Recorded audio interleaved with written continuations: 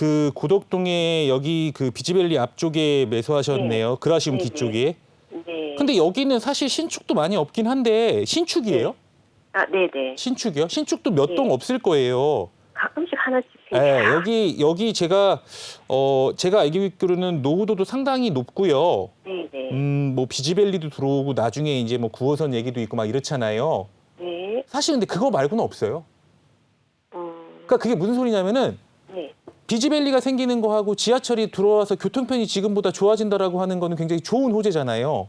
네네. 거기에다가 그렇다라고 하면 기본적으로 빌라들이 올라갈 수 있는 가격이 가장 크게 올라갈 수 있는 요건은 네. 개발이 돼야 되는 거죠. 네네. 개발이 돼야 되는 건데 사실 개발이 된다 안 돼, 언제 된다 안 된다 이렇게는 사실 얘기 드릴 수는 없어요. 네네. 얘기 드릴 수는 없는데 단지 그냥 한 가지 얘기를 드릴 수 있는 부분은 이쪽 부분 같은 경우에는 제가 알기로도 이 노후도가 상당히 높을 거예요. 네네. 그래서 그 노후도가 높다라고 하는 거는 이제 개발을 하게 된다라고 하면 개발적인 그 요건이 어느 정도 만족되는 거잖아요.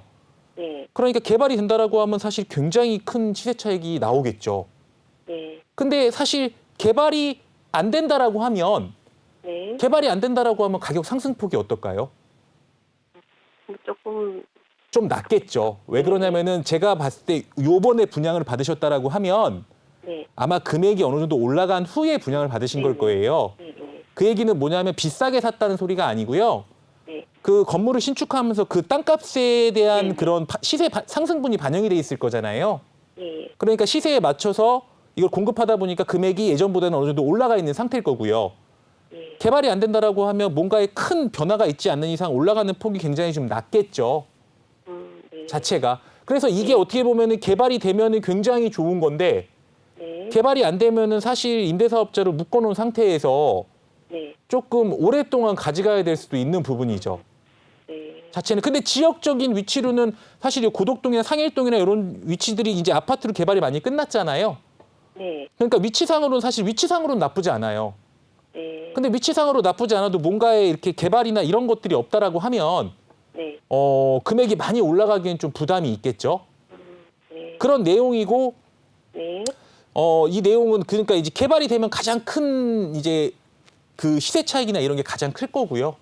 네네. 근데 사실 지금 상황에서는 언제 개발된다 안 된다. 근데 이제 반대로 얘기하면 이런 건 예상해 볼 수 있겠죠. 이제 비지밸리도 개발되고 한다라고 하면 땅값도 자연스럽게 어느 정도 올라갈 거고 네. 뭐 지하철도 들어온다라고 하면 지금보다 교통편이 훨씬 좋아지니까 가격 상승이 이루어질 수 있다. 이제 이 정도로 예상해 볼 수 있는 거죠. 지금 당장 언제 개발이 되니까 가지고 가세요. 이렇게는 얘기 못 해요. 네. 근데 이제 임대사업자를 내셨다고 하니까 네. 임대사업자를 내셨다고 하니까 나중에 광명은 그러면 왜 파시는 거예요? 방금 이제 남편 퇴직도 그때쯤 할 것 같고 해서 네. 이제 팔아서 뭐 대출도 정리하고 그렇게 네. 할 것 같아요. 근데 제가 한 가지만 얘기 드려볼게요. 광명을 5년 뒤에 이제 뭐 퇴직이나 이런 문제 때문에 얘기하셨잖아요. 네. 광명은 5년 뒤에 파시면 안 돼요. 아, 그래요? 좀 더 가져가셔도 돼요. 얼마나요? 그거는 이제 그 나머지 광명 어디 입주하셨어요? 아크포래요. 아크폴에. 나머지 그 광명에 지금 개발 많이 하죠? 네네. 그게 어느 정도 될 때까지는 사실 가지고 가도 돼요. 그러니까 단순히 딱 5년이라는 기간을 정해두지 말고 네. 이제 그 광명이라는 곳이 어떻게 보면 지금보다 많이 신규 주택들이 공급되고 많이 좋아지잖아요. 네. 그러니까 그런 것들을 조금 본 다음에, 그러니까 5년 후에 집을 당장에 판다 이렇게 생각하지 마시고요. 네. 5년 후에 내가 뭐 전세를 놓을 수도 있잖아요. 네. 그러니까 이런 방식으로 좀 대응을 하셔야 돼요. 그리고 만약에 매도를 한다라고 하면 네. 사실 뭐 다른 게 없는 상황에서 지금이라고 한다면은 뭐 임대사업자를 내셨다 그랬죠. 네네. 그 거주주택 그 특례를 이용하는 수밖에 없는 거죠. 네네. 그거밖에 없어요. 네. 빠져나갈 수 있는 방법은. 그리고 네.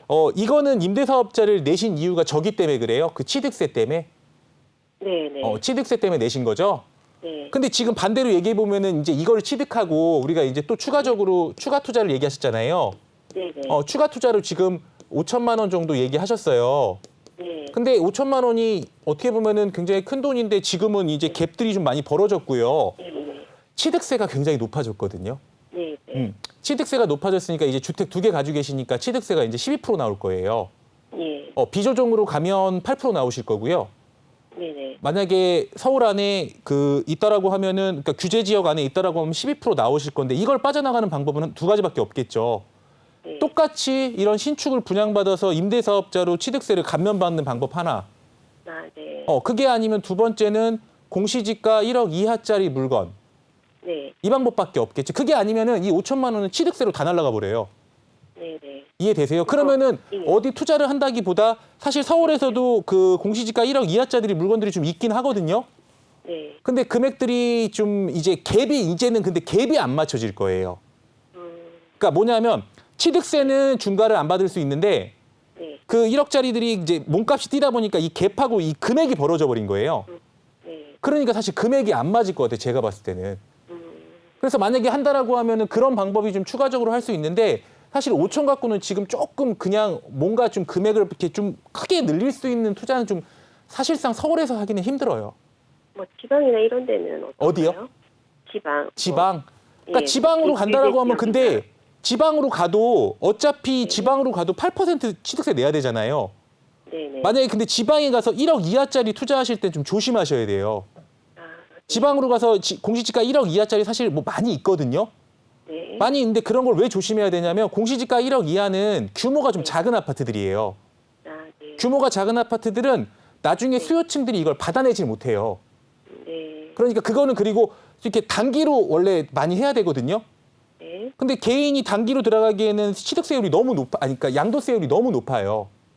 아, 양도세가. 그러니까 만약에 들어가서 개인들이 하면 1년 미만 요즘에 2년 미만에서 되게 높잖아요. 77%, 66% 이렇거든요.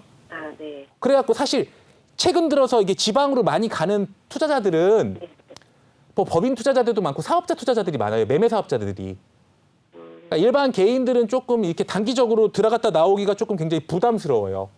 아, 그래요? 네. 그러니까 만약에 지방으로 가실 것 같으면 네. 그렇게 이제 그 1억 미만짜리를 하더라도 한 2년 이상 가져간다라고 요렇게 좀 하셔야 되고요. 네. 사실상 제가 봤을 때는 지금 상황에서는 서울에서는 할 수 있는 건 조금 부족할 것 같아요. 그냥 사는 건 살 수 있어요. 네. 근데 만약에 사면 차라리 이런 걸 사세요. 근데 이제 취득세 같은 부분만 해결된다라고 제가 봤을 때 근데 취득세가 중과되다 보니까 좀 부족할 것 같거든요. 네.